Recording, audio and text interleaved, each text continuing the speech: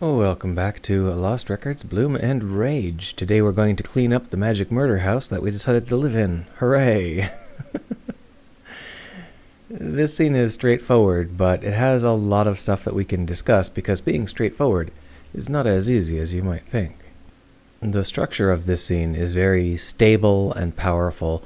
We've had our ups and our downs, we've had some investment into the tension of our story, and now we are going to solidify the life of our story. These girls are now going to do something together, something useful and functional.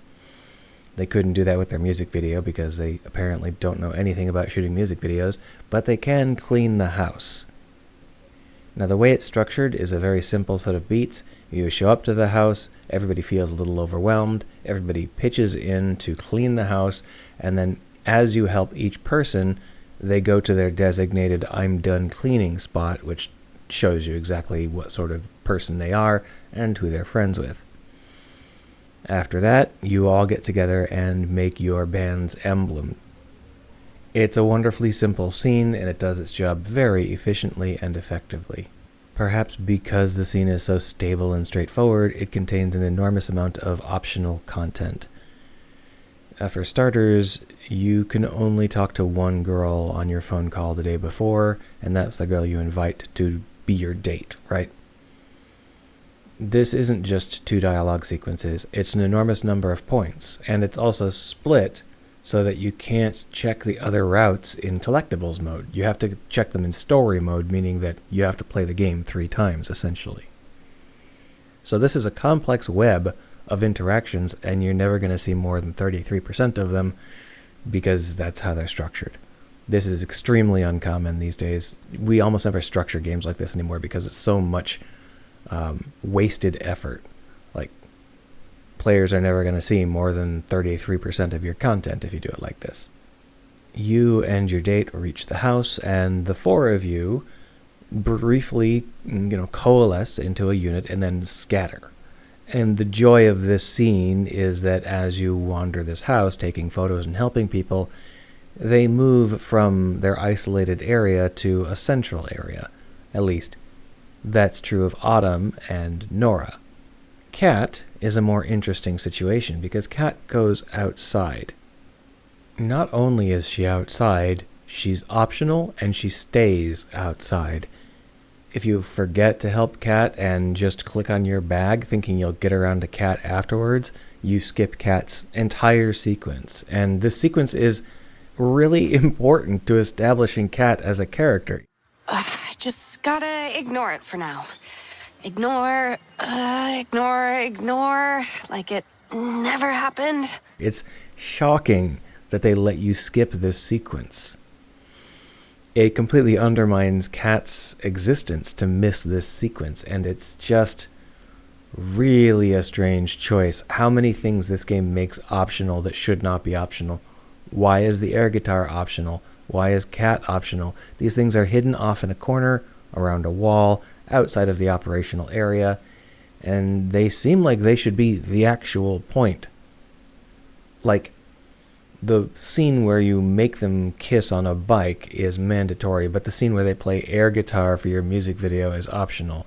And in this, helping Kat is optional, even though it absolutely is 100% required to make her character make sense. But helping Nora is mandatory, even though all she does is hit on you a little bit. I do not understand the priorities of these designers. I don't know why they chose certain things to be optional and certain things to be mandatory. If you learn how to read the minds of the developers, this stuff isn't too bad. Normally, what will make the scene progress is fairly clearly marked as something that will make the scene progress. So if you're paying attention, you'll go and help Kat before you click on your bag. But it's so easy to be on your way outside after helping Nora and Autumn and see that your bag has a big flashy thing on it saying, click here, click here, click here. And you might just click there, and then you never get to know who Kat is. Strange choice, devs. But to reiterate, the structure of this scene is very clean and stable. It works extremely well at what it's intending to do, which is to bring the girls together in an actual functional task. The girls scatter to work on the house, and as you chase them down and help them, they coalesce. Autumn and Nora sit in a nice tidy spot, comfortable spot inside the house, together as a unit. What I expected was for Kat to join them, but that's not what happens. Kat stays outside. Even if you help her, even if you pull her splinters, there might be some condition that makes her come inside. I haven't looked at the core of the code of the game or anything, but as far as I can tell, she just stays outside as not part of the group, which is a powerful statement. She really hasn't joined the group yet, not according to her. Of course, at the very end of the scene, she does come inside. The four of you group together to paint the band's logo on a sheet.